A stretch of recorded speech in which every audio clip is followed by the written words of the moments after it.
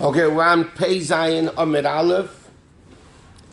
In the Shusterman, 87A3, second column. Okay, where is this? 9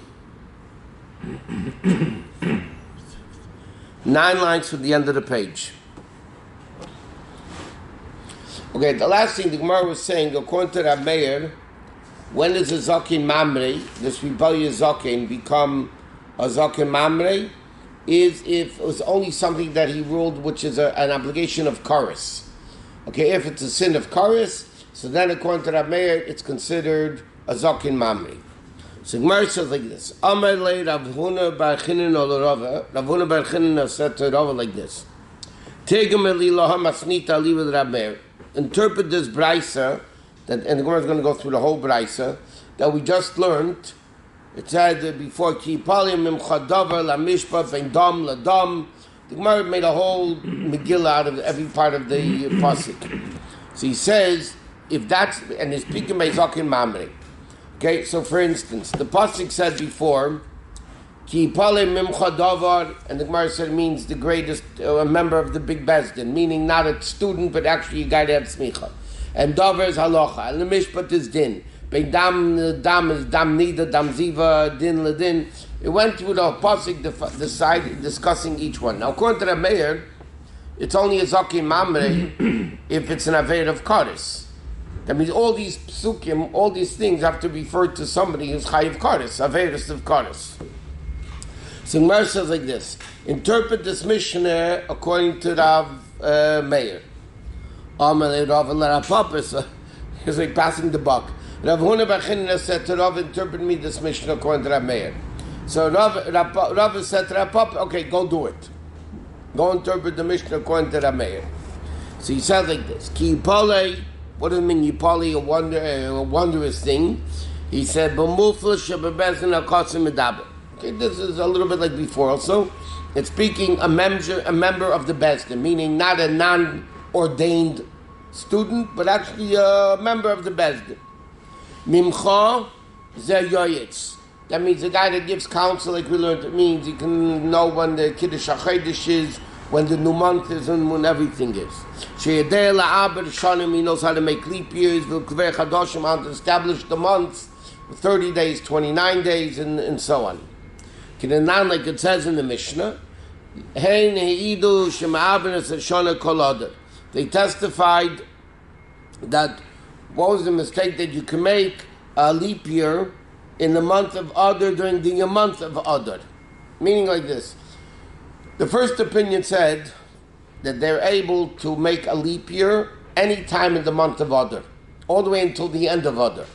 Because Shahayu Eimirim, originally they said you can only do it at Purim. Okay? Until Purim.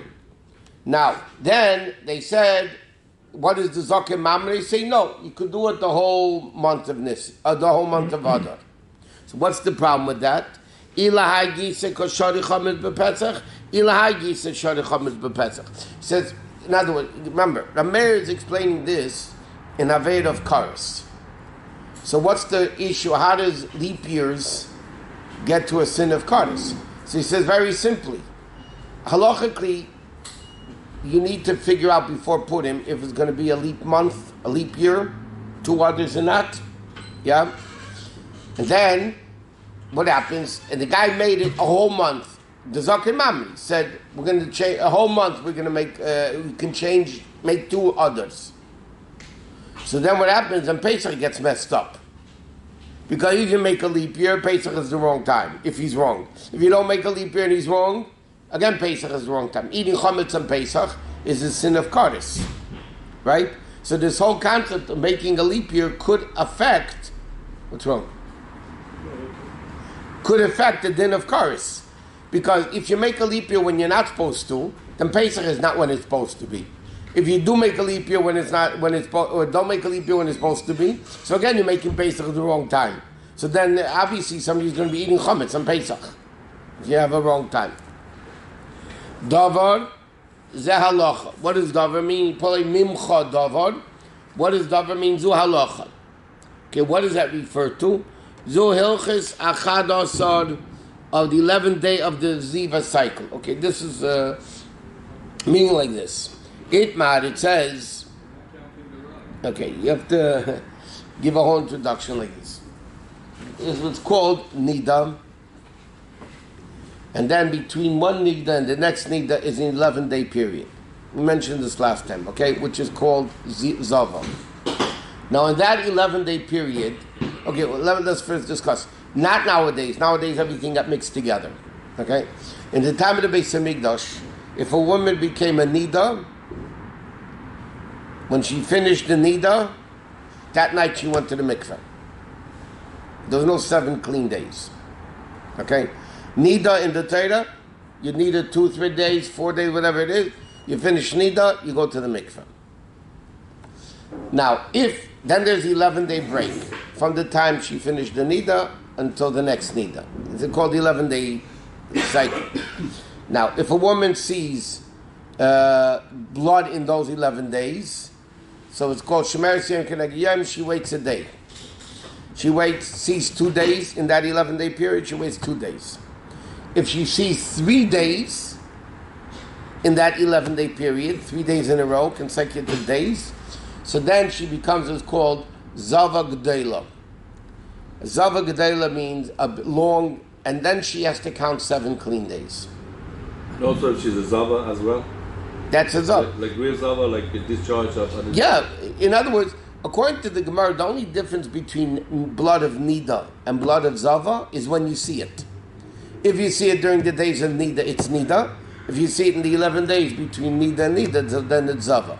So if it's 1 day, it's 1 day, you wait 1 day. If it's 2 days, you wait 2 days. If it's 3 days, you wait 7 days. And therefore, because it's so complicated figuring this out, it was so complicated figuring it out, so therefore today, the Gemara says, B'nai Yisrael chmir al atzmam, now we always keep a woman's nida, she has to count 7 clean days. Because we don't know if it's in a Zava period, nida period, because this you have to start counting the cheshbon. The first time a woman gets a period, you already have to start figuring out nida and Zava. It was very complicated in those days.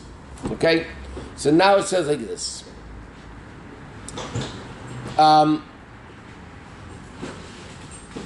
Okay.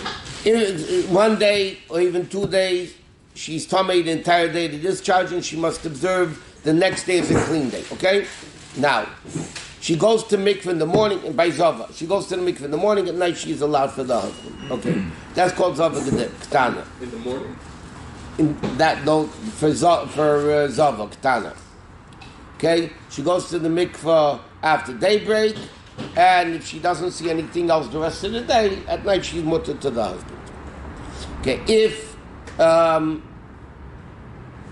if she sees a blood 3 days in a row, then she becomes what's called Zava G'dayla. Okay, then she has to wait 7 clean days. Like today, they wait 7 clean days, then she goes to the mikveh at night, she's permissible. Now, if a woman becomes Zava during these 11 days, her next Nida starts the new Nida period again. In other words, it's confusing. That's why the Chamor Machmir. If a woman in those 11 days sees 3 days in a row, so then when does the next Nida period start?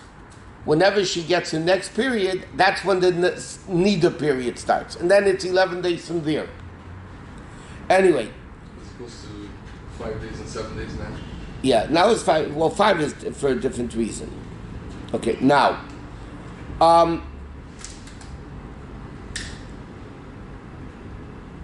What happens if a woman sees on the 11th day? So then the din is like this. Halacha Meshim Sinai. If it's on the 11th day, she doesn't have to keep the next day clean. Okay, if she's on the 11th day, that's it. She goes to the mikveh, she's done. Now, immersed in the mikveh at night, okay. What happens though, and this is the question, it's not relevant getting into all of this. If she sees on the 10th day, okay, Rabbi Yechon says like this, Asiri Kitchi, the 10th day is like the 9th day. Reb Shimon Lakish Shem Asiri Kachadasar. The 9th day is like the 11th day. Okay? So the Gemara explains. Rabbi Yochanan Amar Asiri Kitshi. Rabbi Yochanan says the 10th day of the cycle is like the 9th day, meaning Mat Shir Ba'ishima, just like the 9th day requires the 10th day to be guarded. Afasiri Ba'ishima, the 10th day also needs to be guarded, even though the next day finishes the period. So therefore, it needs to be watched. I'll explain in a second. Shlakish says, no, the 10th is like the 11th. Just like the 11th doesn't need to be guarded, the same thing, the 10th day doesn't need to be guarded. Okay? Now, basically, the Gemara is trying to figure out the chorus of Nida and Zava. Remember, the Gemara is interpreting this whole Braisa, according to Rabbi Meir, who says a Zaki Mamri is only a Zaki Mamri if it's an Aved of chorus. Okay? So the Gemara says, what does it mean? Ben dam le I mean, Gibla Mimcha Davar. Okay? It refers to the halacha of the 11th day of the cycle, if she has to keep a day or not. So there's an argument between Rabbi Yochanan and Reish Lakish. Again, it's relevant for this. It's very simple. If she's nida discardis, so it's a question if she's a nida or not. So then it's a shaila if he lives with her. One opinion says he can live with her on that day, and the other opinion says he can't live with her that day. Right? If he's not allowed to and he lives with her, it's chayiv kares. Right? So that's the case, according to that mayor, that it's the case of kares. By dam, between dam, ziv, and dam, but which davar? The halacha meshem of the 11th day. Is the 10th like the 11th, or the 10th like the 9th? Do you have to keep the day, or don't you have to keep the day? So if a Zaki Mamri makes a mistake, and the halacha is you do have to keep the day, that means she cannot be with her husband. And the Zaki Mamri rules that she could be with the husband, right? So then it's an Aved of Kares. So the Mishnah goes, the Bryce, you can go like Rameir says. What do you mean you have to keep the 9th or the 10th? What is it? So on day 3 we're talking about, she had a... If on day, the 11 days in between, yeah. So on the 3rd day she sees dam. 3rd day she went for 3 days. So the next morning, she can't be with her husband. Right. The next morning she goes to mikveh. Right. And she guards the day, meaning she makes sure there's no dam. Okay. At night she's mutter. Okay. If she saw 2 days in a row, the 3rd and the 4th, yeah? Okay, so those 2 days obviously she's tamei. Yeah. So then in the 5th morning, she goes to the mikveh, and she guards the day. The day's clean, she could be back with her husband. If she saw 3rd, 4th, and 5th, 3 days in a row, then she needs to count 7 clean days before she could be with her husband. That's called guarding 7 days. Yes, Zavak Tana is Shemeres Yom Kedeged, meaning she keeps 1 or 2, she keeps the next day, goes to the mikveh in the morning and waits until night. That's even in those days? 7 days if she says 3 For consecutive? Zava, only, not by Nida, by Zava. That's what I'm saying. She gets a period, then 11 days, the next 11 days is the time of Zava. If she sees then. If she saw 3 times in a row, the next period is the next Nida. The next time she gets a period, that becomes Nida. And then the 11 days between that. It's very complicated, figuring out when you Nida, when you Zava. And therefore today we do all the Chumras. Yeah, but why here they're arguing about 10 and 11? What's because there's halacha Moshe Sinai that if she sees on the 11th day, she doesn't have to keep anything. Even if she saw it on days 9, 10, and 11, she's considered a Zava. Well, the question is, by Zava Ktan, if she sees on the 10th, then it's a machlekes Rabbi Yochanan and Shlokish. Is it like the 11th that you don't have to keep a day, or is it like the 9th that you do have to keep a day, right? But the bottom line is, if the halacha is you need to keep the day, that means you can't be with your husband, correct? Yes. Yeah. Then the din is it's kares because she's neither zava, correct? Yeah. So it's a chiyav kares. So if the Zaki Mami made a mistake, let's say the halacha is the 10th is like the 11th. You don't have. Let's say the halacha is like the 10th is like the 9th. You do have to keep. Yeah. And the Zaki Mami ruled you don't have to keep. She could be with her husband, correct? Yeah. So what does that mean? He's permitting something that if the husband's with the wife, it's chayiv kares. right? So that's the case according to Rabbi, because Rabbi says Zokim Mamre, and the Gemara is interpreting the Pasuk. Ki Pale, Mimcha, Davar, Lamishpat, Ben Dam, Ladam, every word of the Pasuk, the Gemara is interpreting what halacha makes somebody a Zokim Mamre. Correct? Now, Rabbi holds a Zokim Mamre can only be when there's Chiyav Kares. Right? So the Gemara's first case was leap year, because leap year, if you mess up, you're eating chametz on Pesach, which is kares. Ben dam ladam, he says between Zava and Nida about the 10th day. Okay, then he goes further. So Rabbi, just one last sentence. So if a woman bleeds on days 9, 10, and 11, according to that, Just wait 7 days. Why? Because the 11th day doesn't count, you said. That's only if she sees once on the 10th.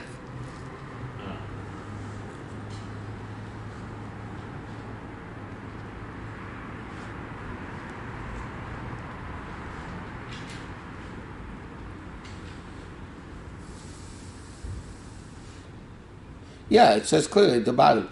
Of course, if she discharged blood on 9th, 10th, and 11th, then she's a maid of Zava. She has to count 7 days.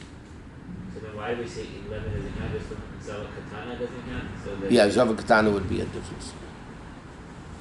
Okay, then it says like this. The next word in the pasuk is mishpat. What does mishpat mean? Din. What din are we referring to?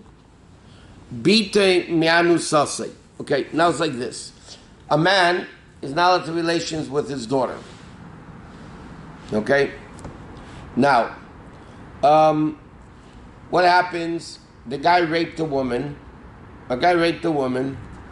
She got pregnant, and it's his daughter. Okay? Yeah? But it's not his legitimate daughter. It's an illegitimate daughter. So he says like this. What's the din? Okay, one pasuk says, "Ervas bas binchoy bas bitcho leisigali ki ervas chaima." One pasuk says, which we read yesterday, by the way. One pasuk says, "The nakedness of your son's daughter or your daughter's daughter." Another pasuk says, "Ervas isho bita." You can't live with a woman and her daughter. As bas benov, as bas bita, her daughter or her son's daughter or her daughter's daughter cannot be. Okay, now, one pasuk refers to legitimate son and daughter, and the second verse, which prohibits the daughter itself, of the wife's daughter, whether or not she's the father. Meaning like this. Yeah, there's also a little, it's very simple. The Torah doesn't say, clearly if you have relations with your daughter, it's kares. The Torah speaks about granddaughters. It says, Ervas, listen what it says in yesterday's parsha. Bas bincha or bas bitcha leisigala ervasan. The Torah says your son's daughter or your daughter's daughter you can't have relations with. One minute, so it's a granddaughter. Okay. Another pasuk says you cannot marry a woman and her daughter. Over there it says clearly a woman and the daughter. It's not necessarily your daughter. Oh. So it says, the first pasuk, the Gemara says, means that even if it's an illegitimate child, it's still your daughter. Right? A guy rapes a woman.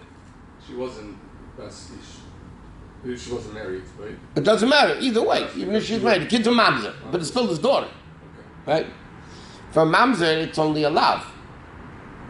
For somebody else marries a mamzer, it's not misa or kardas or whatever, it's only a lav. What happens though? So as far as this didn't go, if a guy rapes a married woman or a guy rapes any woman, because that's usually the case of it, right? Of a legitimate child. So then that daughter is going to be usher. That's from the first pasuk. The next one refers even if it's your wife's daughter, even if it's not yours, from a previous marriage, right? Because then you're living with a woman and her daughter. Even if she's not your daughter, it's her daughter, it's still forbidden. Okay? Now. So the name is the daughter is a mamzer? No. I said even if it's a mamzer, it's still his daughter. No, if it's not, no. So man breaking up Penuela is not a mamzer? It's not okay.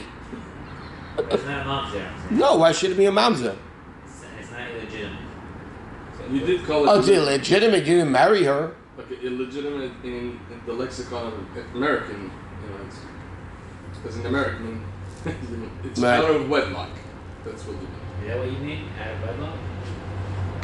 But not illegitimate in the sense of mamzer. Like There are different classifications of illegitimate. Technically, if they're not married, okay, and they have a kid, is the kid a legitimate? Yeah. Is it forbidden kid? No. It's 100% Jewish, fine, wonderful what kid. sense is he illegitimate? Huh? Because they're not married. Okay. Torah says you have to be married. So what's the status of that child? 100% Jewish. What is the name in Hebrew though?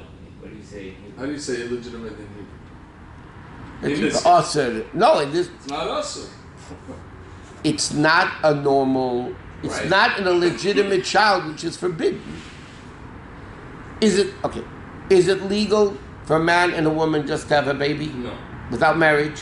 Absolutely. Okay. So therefore, it's illegitimate for a man and wife to do that, a man and woman to do that. So the kids are legitimate. Is there a blemish on the kid? No. In America, Amazing, the ultimate kedushin, though, because they didn't have kedushin. But it's not a mamzer, it's not forbidden. The girls can marry anybody, even a kohen. in English, when you say illegitimate, I think it means mamzer. That's what they mean. How do you I- say it in Hebrew though? This is what you're talking about in this situation. Asur, you say this baby's an asur? It's not usher, it's allowed. Halal? What do you call it? It's not a cholol, it's not a cholol either. It's garbage, it is what it is. It's not, Not highly recommended. now, so therefore, by a woman and a daughter, the Torah says chorus. By the guy and the illegitimate child, it doesn't say chorus. But we learn now, a gzeira shava, heino, that just like a mother and a daughter, the Torah says clearly it's chorus. So the same thing, and an illegitimate child is also chorus. Correct? Now, so again, it's a sin of chorus. What happens if the Zakim Mame says it's allowed, a guy and his illegitimate child? He says it's allowed.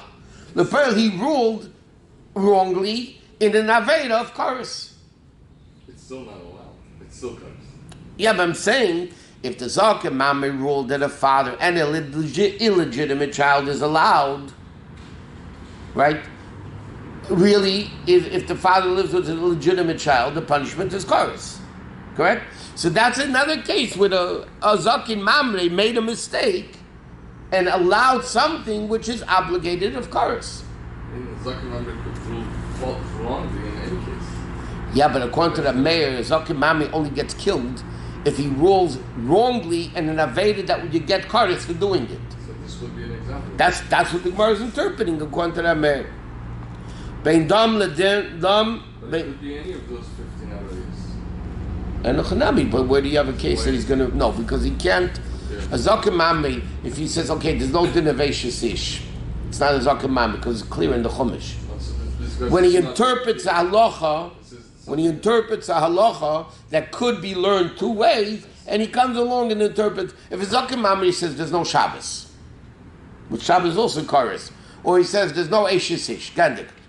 I mean, that's not a Zakim Mamre. Now that this is well established, Because this is a machlokes, or... I'm just saying now that the Gemara has cleared this out, if a Zakim member comes and tries to rule it something differently than this, Then it's chayiv.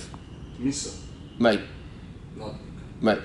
because it's already well established just as Kednei Ish. That's the halacha. The halacha is that the father and illegitimate child gets cars, and he rules that you're allowed to be together. So it's an affair of The cars. Gemara is talking about this argument, pre the clarification of this halacha in regards. No, on the contrary, after the halacha is clarified, so Kamami rules against the clarification of the halacha.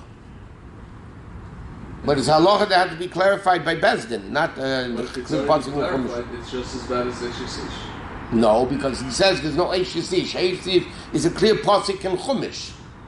This has to be derived and But learned now from it's Zeir already Shava. settled. It's already settled. I understand, but that's not the point. The point is here he's learning, he's mistaking in something which was interpreted by the Chachamim in a certain way. That there's a Gzeir Shava that says a father and an illegitimate child is Kares.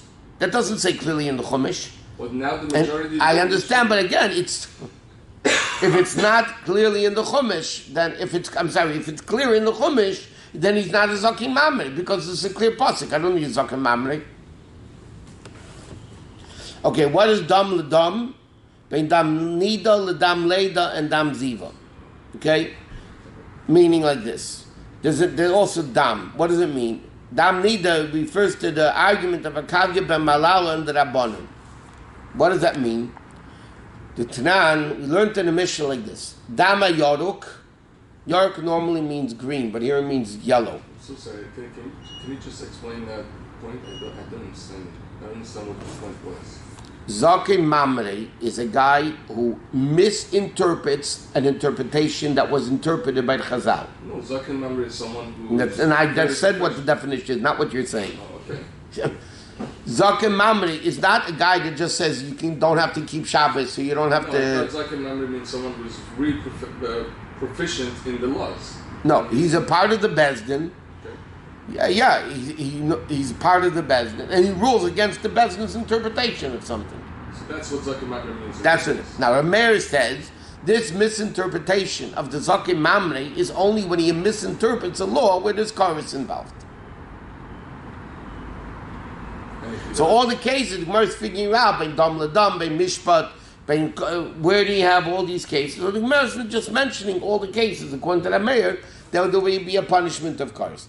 But again, Zakim Mamre is when not it's a clear-cut pasuk in Chumash, when there is interpreted by the Chachamim, or Halacha Meshimesina, or Gzeir Shava, which is Halacha Meshimesina, and he misinterpreted it, so then he's a Zakim Mamre.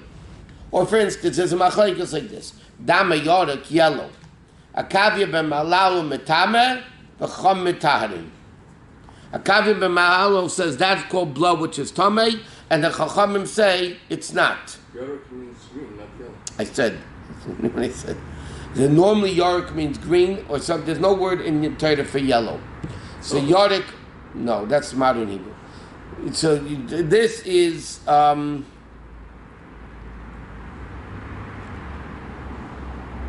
Now the halacha is not like a Kavya ben Malalo. But what happens if the Gemara rules like a Kavya ben Malalo? That the yellow is Tameh. Let's say the Bezdin rules like a Kavya ben Malal, that yellow blood is Tameh. Okay? And he comes, this Zakim Mamre, and rules, no, that yellow blood is good. Therefore, the woman had a yellow discharge, the husband's with the wife. So again, she's Nida. And he ruled she's not Nida. Because they ruled like a Kavya ben Malalo, that yellow is no good. What's Dam Leida or this? He says, the pluk to Rav and Levi. It's another argument between Rav and Levi. The Idmar says, okay, Rav Omar, Mayan Echad Hu. Okay, now, there's certain bloods which are tahar. In fact, yesterday's Chumash. No, I'm sorry, Parshat Tazvir. Teishev B'dmei Tahara. Certain times after childbirth, the blood is tahar. So he says like this. Rav says there's one source of the tamei blood in the woman's body. There's one source of the tamei blood, and there's the same source of the tahar blood. Hatayra mitumasei, hatayra mitaharasei. A different source or the same source? Same source, but this blood is tamei and this blood is tahar. Levi said, shnei mayones. There's two sources, one for Tameh and one for Tahar. Meaning, Nista Matameh, when the Tameh source is sealed, then what opens up? The Tahar blood. Nista Matar, when the Tahar blood is sealed, then the Tameh blood is open. And their colors differ? Huh? And their colors are different? Yeah. No, that's the experts that can be done today.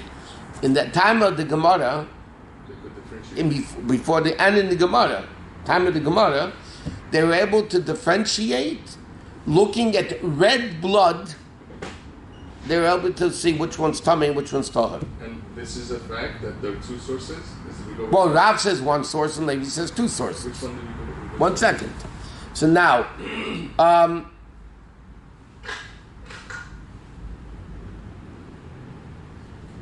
okay, legally there's no cutoff time because it's still the same thing. Okay, but he says by a woman there's between the 15 days and the 80 days. Okay, according to Rav, it just depends what time.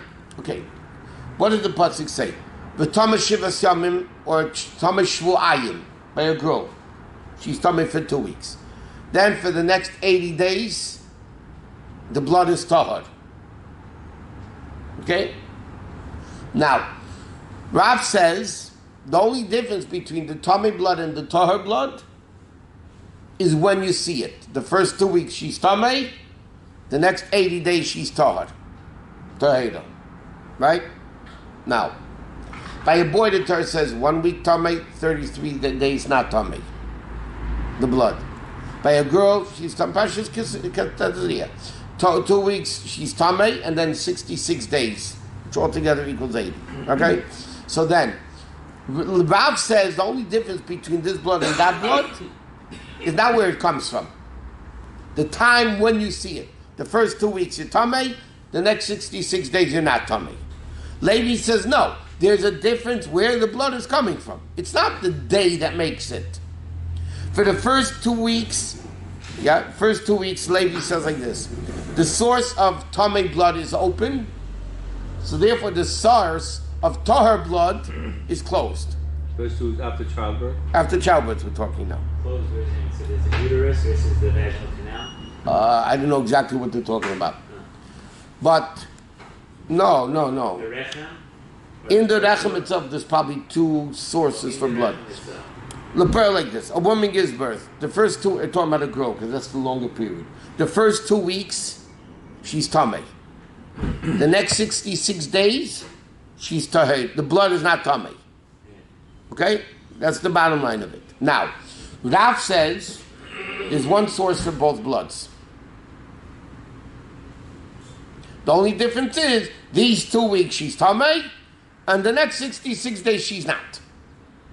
Okay? Now, Levi says a factual difference, not a halachic difference, a factual difference.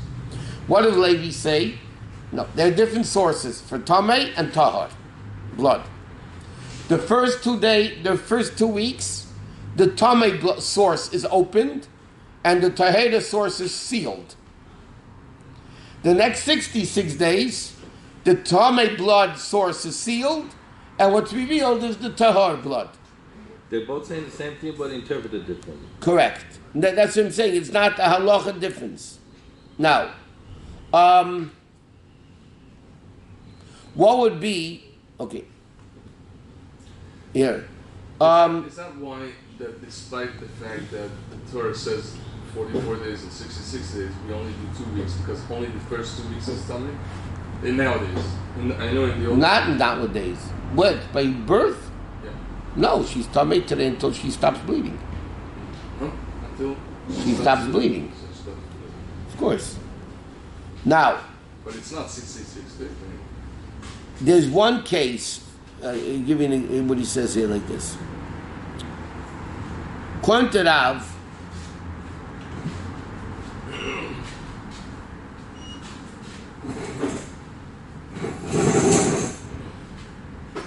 okay, now according to Rav, there's a cutoff date after 2 weeks, right? What happens if a woman keeps seeing from the 10th day or the 15th day to the 10th day through the 20th day? Remember, first 14 days tameh, right? Then done tahor. So what happens though? She sees clear from 10 through 20. So Levi says all the blood is tameh because the other source didn't close up yet because it's still bleeding from 10 to 20.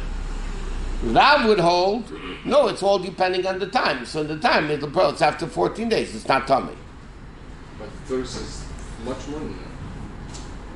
Much longer than that. No, the Torah doesn't say. The blood is tameh for 2 weeks. Then 66 days is tahor. Correct?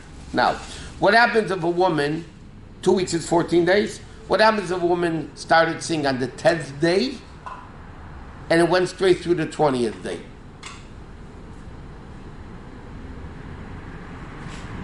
Right? She didn't finish the 2 weeks yet. Any blood she sees in the 2 weeks by a girl is tummy. After that, it's not tummy. Okay? And Rav says it all depends on the time. But you said as long as she sees blood. To nowadays, you can't ask me nowadays and go back to the Gemara time. Okay? Now, 2 weeks she's tummy, and then after 2 weeks, after 14 days, the blood is not tummy. Yes? So what happens if she sees from the 10th day through the 20th day? According to Rav, the last 6 days, it's not tummy blood. According to Levi, it is. Why? Because what does Levi say? When the tummy blood closes, then the tahor blood opens up. Even though it wasn't 14 days yet, it was only 10 days? So for the first 14 days, what's open? The tummy blood source is open. Right? Then Levi says when that's closed, Even if it's on the 10th day? no, after 14 days, that closes, and therefore the Torah blood comes in. Correct? But what happens? She starts seeing from 10 through 20. That means it never closed, obviously. For whatever crazy reason, the tummy source didn't close. Right? Because she's still bleeding for that time. So according to Levi, that blood is tummy blood. According to Rav, it's not tummy blood. Right? Why can't Levi just say, well, the tahor... No, because Levi says what? No, it says it seals it. It closes, and then the next one opens. 1 second happens. Yeah, the 14th day. But what I'm saying is... This seals, and the next one opens. It's on the time clock. At the same time, so it looks like it's continuous blood to the 20th, but it's not. But no, Lepel Levi says, you see, obviously it didn't seal yet, because it keeps going. No, it's sealed, and 1 second later the other one opens. No, but you see it's not sealed because it's going continuously. If it stopped, yeah, then the new one opened up. So But what you're saying is to stop for like a certain amount of time. a little bit of time. But I'm saying it doesn't need to stop for a second. No, because according to Levi, the dam would be neither.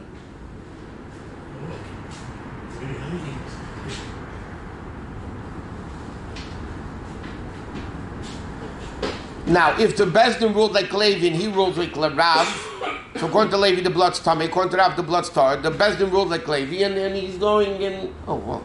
Okay.